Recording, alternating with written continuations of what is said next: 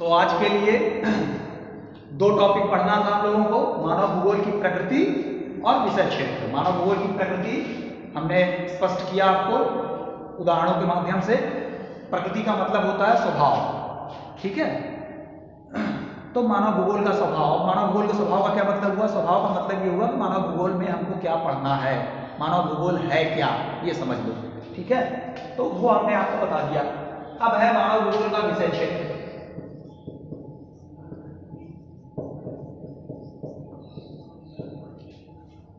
जब आपने प्रकृति समझ लिया मानव भूगोल का, तो विषय क्षेत्र को भी समझने में कोई परेशानी नहीं है। जब आपने ये जान लिया कि मानव भूगोल क्या है, मानव और प्रकृति के बीच अंतर संबंधों का अध्ययन है, अंतर क्रिया का अध्ययन है।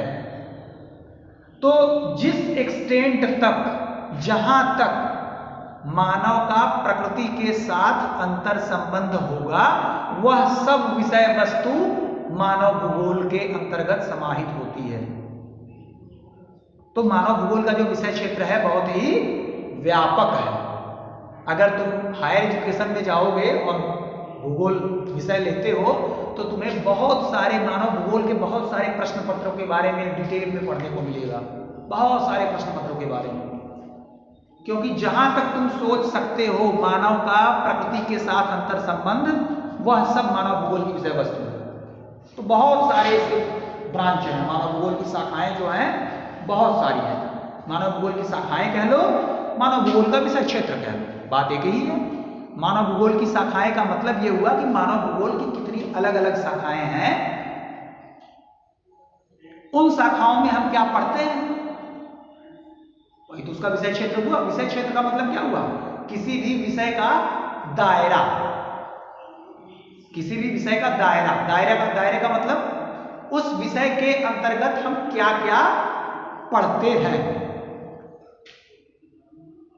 ठीक। विषय क्षेत्र का मतलब किसी भी विषय का दायरा, उस दायरे में हम क्या क्या पढ़ते हैं। तो मानव भूगोल का विषय क्षेत्र का अर्थ हुआ कि मानव भूगोल के अंतर्गत हम क्या क्या पढ़ते हैं, ठीक। तो मानव भूगोल के अंतर्गत हम जो कुछ भी पढ़ते हैं वो मानव भूगोल की शाखाएं हैं, ठीक है। तो मानव भूगोल का विषय क्षेत्र कह लो या मानव भूगोल की शाखाएं कह लो, बात एक ही है। मानव भूगोल का विषय क्षेत्र या मानव भूगोल की शाखाएं, इस विषय में हम क्या क्या पढ़ते हैं, ठीक। तो जब तुम्हें प्रकृति समझ में आ गई है, मानव भूगोल की प्रकृति क्या है ये समझ में आ गया है, तो मानव भूगोल का विषय क्षेत्र या मानव भूगोल की शाखाएं समझने में कोई समस्या नहीं आएगी। मानव भूगोल की प्रकृति क्या है? मानव और प्रकृति के बीच अंतर संबंधों का अध्ययन है। तो जहां जहां तुम्हें मानव और प्रकृति के बीच अंतर संबंध दिखाई देंगे वो सब मानव भूगोल का विषय क्षेत्र है। जैसे आर्थिक भूगोल,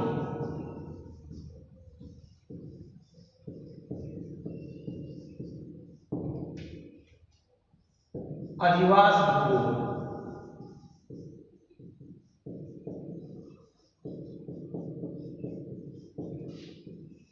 सैन्य भूगोल,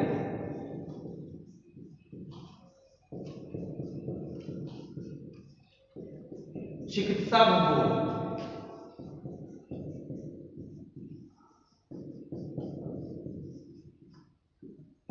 सामाजिक भूगोल,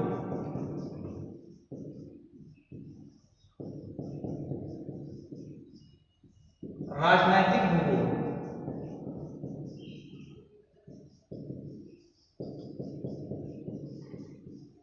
सांस्कृतिक भूगोल,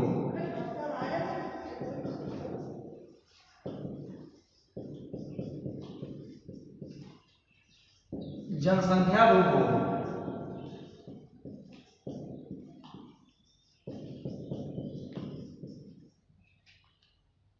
तमाम है। तो जैसे जैसे हायर क्लासेस में आप जाओगे, इनके भी अलग अलग ब्रांच होते हैं, सबके अलग अलग ब्रांच होते हैं। तो तमाम है, इतना सारा कितना बताएंगे अब तुमको, तुम्हारे लेवल के हिसाब से इतना बहुत है। तो जहां तक मानव का प्रकृति के साथ अंतर संबंध है वो सब इसका विषय वस्तु है, ठीक। जैसे अब इतने सारे हमने आपको मानव भूगोल का विषय क्षेत्र बताया, इतने सारे मानव भूगोल की शाखाएं हैं, कोई भी एक उठा लो इसमें से, उसको हम एक्सप्लेन करते हैं। मान लो जैसे हम आर्थिक भूगोल बताते हैं। आर्थिक भूगोल में क्या पढ़ते हैं? आर्थिक भूगोल में मानव भूगोल का कॉन्सेप्ट याद है आपको? मानव का प्रकृति के साथ अंतर संबंध, ये हमेशा याद रखिएगा दिमाग में। मानव भूगोल पढ़ते हुए मानव का प्रकृति के साथ अंतर संबंध, ठीक है, ये प्रकृति है मानव भूगोल की, ये कॉन्सेप्ट है, और कॉन्सेप्ट। तो आर्थिक भूगोल क्या है? जाहिर है कि आर्थिक भूगोल में भी हम मानव का प्रकृति के साथ अंतर संबंध किसी न किसी रूप में देखेंगे। किस रूप में देखेंगे? आइए देखते हैं। आर्थिक भूगोल का अर्थ यहां पर क्या है? कुछ लोगों को लग रहा होगा आर्थिक भूगोल है तो ये इसमें हमको अर्थशास्त्र पढ़ने को मिलेगा, कुछ लोगों को ऐसा लग रहा होगा। तो अर्थशास्त्र पढ़ने को मिलेगा, लेकिन अर्थशास्त्र अर्थशास्त्र के तरीके से नहीं, अर्थशास्त्र भूगोल के तरीके से पढ़ने को मिलेगा इसमें। इसीलिए इसको आर्थिक भूगोल कहते हैं, अर्थशास्त्र नहीं कहते, ठीक है। अब मानव भूगोल में